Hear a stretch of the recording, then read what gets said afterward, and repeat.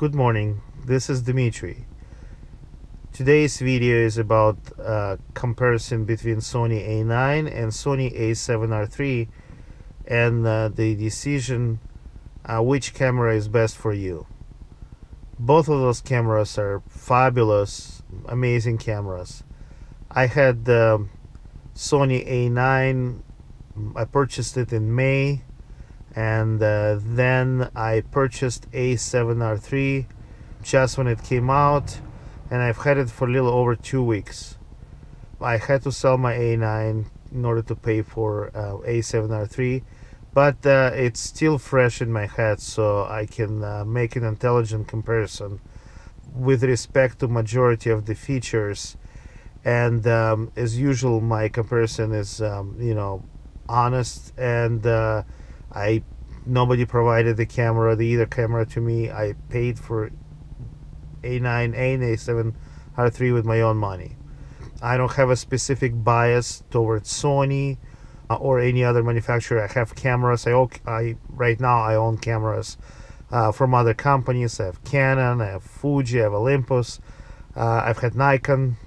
Don't have any right now, but and I do have Sony. So there is no particular bias towards Sony, but between those two cameras, they're expensive cameras, but they're amazing cameras, and I think I made the right choice of selling A9 and purchasing the A7R III, but you may be different. With that in mind, there is a reason that if you go on online for sale forums such as Fred Miranda and others, you see A9s being on sale for $3,500, and I've seen even less. I've seen $3,350. So over $1,000 of the list price for a used A9, and there are plenty of them for sale, and that's just 6 months after the release. Why? And the reason is pretty clear to me. The reason is that many people are selling their A9s and buying A7R III. For many, A7R III is a better choice, and for many, A7R III would have been a better choice in May of 2017, except they were not provided with that choice. What they got was A9.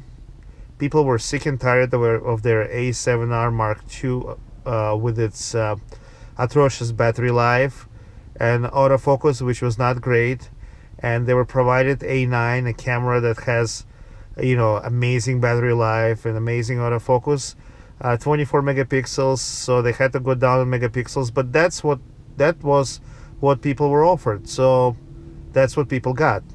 I bet if Sony offered A7R III and A9 at the same time in May, more people would have bought A7R III, and there would be less people buying A9. But let's talk about the comparison. Let's start with autofocus. This is what everybody wants to talk about, so let's talk about it. In my experience, after using A7R III and shooting things that move, such as my very, very fast 5-year-old who runs non-stop in all directions with no warning, I can tell you that with native lenses, with native Sony FE lenses, in my shooting, I don't see a difference in autofocus. In the amount of keepers that I'm getting, I got 99% of keepers with A9, and I get the same 99% of keepers with A7R III. So I don't see a difference. With adapted lenses, and I'm talking about Canon EF mount lenses, I don't have any A mount lenses to check, but with adapted lenses, I do find that A9 did better than what I'm seeing from A7R III. With that in mind, we do have to remember that A9, when it was just released, did not do as great with adapted lenses, but then Metabons and Sigma both came up with firmware update, I guess addressing the A9, and then A9 gotten much better. So perhaps if both Metabons and Sigma provide firmware updates addressing A7R III, the operation with adapted lenses would be even better, and my opinion would change. But as of right now, December 16th, 2017, I do feel that A9 does slightly better with adapted lenses than A7R III. In terms of native lenses, I am getting the same amount of keepers, and that includes in low light, in all sorts of light. Now, in terms of the coverage, that's true that the phase detect on A9 has incredible coverage, almost the entire screen, while A7R III has around 60% coverage. And for A7R III, of course, 60% coverage, that's phase detection points. Contrast points are the entire screen. The 60% is still a very, very large square. If you compare it to any DSLRs, top-of-the-line DSLRs, be it D5 or 1DX2, that 60% phase detection square is still significantly larger than the spread on the top-of-the-line Nikons or Canons. It is also larger than the spread on some other mirrorless cameras, such as top-of-the-line Fuji X-T2, X-T20, which has 40% square. So that 60% is actually a lot. It sounds like 60% is not that much, but if you look at the actual square, it's a large portion of your display, and you can actually compose plenty of photographs within that 60% frame. And that's, of course, just phase detection points. Contrast detection points go all the way. Your face detection and your eye AF will go all the way to the edges, because that uses the entire screen. The phase detection squares, though, are important if you're using mostly adapted lenses, because adapted lenses such as Canon EF mount lenses, they operate the best in that phase detection square. So if you use a lot of adapted lenses, that would make a difference as far as where your autofocus is the best. So that's the autofocus part. Now let's talk about the shutter speed. A9 has 1/32,000th of a second. Sony wasn't the first with 1/32,000th of a second. Of course, Fuji X-T2 had it, in 2013, and then Olympus and Panasonic both have in electronic shutter mode 1/16,000th, 1/32,000th. So that's nothing new, but A9 was the first Sony that had it, and A7R III does not have it. Now, I don't know if it can be added by firmware, but one thing that A7R III has, which kind of negates this issue, is the fact that you can go down to ISO 50. You can do it on A9 also, but you can go down to ISO 50 on A7R III. And to me, being able to go down to ISO 50 without really no detriments in DR, it's almost like having 1/16,000th of a second shutter. So to me, A7R III does have 16,000th of a second shutter. That just means going down to ISO 50. This is, the 32,000 is relevant to, Fuji and Olympus, because their native ISO is 200, and they have numerous lenses that are 1.2, f1.2. Sony doesn't have any native lenses that are 1.2. The lowest is 1.4. And again, by using ISO 50, that issue kind of is not there, because shooting at ISO 50, it's almost like 1/16,000th of a second shutter speed. So that advantage is there for A9, but it's also not something that is that critical. Now, mechanical shutter. Of course, here you have A7R III with its 10 frames per second, which much better than what A9 gives you, and that's great. A7R III has a major advantage there. Now let's talk about the rolling shutter and bending. A9 is obviously better. However, I've shot my, as I said, my active 5-year-olds with A7R III in crappy taekwondo gym that he goes to, and also indoors a lot. And I'm yet to experience any sort of a rolling shutter with my child running on A7R III, indoors or outdoors. I'm being told that if I go above 1/1000th of a second, then I will probably see rolling shutter on A7R III.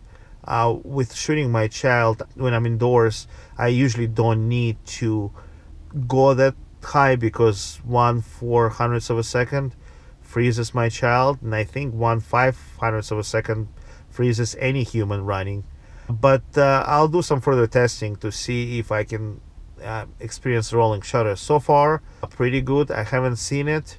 You know, the worst comes to worst, I can of course always switch to mechanical shutter and shoot continuous at 10 frames per second with mechanical shutter and avoid rolling shutter. So that's something that I can do with A7R III, but I can't with A9 because I'll be, you know, reduced to 6 frames per second with mechanical shutter. But if you need to shoot silent and you shoot cars on golf or, you know, helicopter blades, then A9 is clearly a better choice. Not something that is that important to me, and I'm sure not something that is important to vast majority of users. So in terms of rolling shutter, I don't see a problem. In terms of bending, A9 is obviously amazing. A7R III has a feature that is anti-flicker. You can turn it on, and sometimes it helps, sometimes it doesn't. So far, I've seen the bending issue once with artificial lights on A7R III, and when I saw it, I just switched to mechanical shutter because I was shooting inside and I needed to ultimately use flash anyway, and that issue was gone. But it is a possibility that the bending is something that you will experience with A7R III, and A9 is clearly better than that. In terms of video, A7R III is as good as A9 and arguably better. The dynamic range on A7R III is 1.5 stops better than A9 if you believe DxO, and the high ISO is about the same, slightly better, but the dynamic range is 1.5 stops better, which is highly significant. So not only do you have 42 megapixels of detail, beautiful picture, you also have much better dynamic range, which is important to not only landscape shooters but everybody else. So A7R III is better than A9 when it comes to picture quality and the dynamic range and the color depth, if you believe DxO. The battery life is fabulous on both cameras. The image stabilization is arguably better on A7R III. That's what Sony tells you. One detriment that I found with A7R III is that because the files are that large, I for some reason blow through SD cards like I haven't on any other cameras, because you have a combination of 42 megapixel files and 10 frames per second, and if you shoot a lot of continuous burst, all of a sudden you go through that card pretty quickly. So I do wish that A7R III would have offered small RAW like some other manufacturers do. That would have been helpful for saving the space on the card. So what I did is I bought the 128 gigabyte Sony G card, which is kind of expensive, but I bit the bullet and bought the card. So it sounds from my comparison that at least for me A7R III is better than A9. It's cheaper. Well, since A9 can be bought used pretty cheap right now, it's not that much cheaper, but it is cheaper if you buy new. The autofocus to me is the same. The picture quality is better. 10 frames per second is a lot. It's fast. A9 I think is a camera for you if you need to shoot a specific type of sports photography, not just any sports photography, but a specific type of sports photography. So with that in mind, I think for vast majority of people, A7R III would be the better choice. It's an amazing camera. Both A7R III and A9 are amazing cameras, but I'm glad that at least for me, I'm glad that I sold A9 and purchased A7R III. Would I want to own both of those cameras? Sure, but I can't picture myself having both, because I really have no need for both of those cameras. So I pick A7R III over A9 after having used both. Thank you for watching this video. Leave comments, ask questions, and Happy New Year, Happy Holidays, and see you guys later.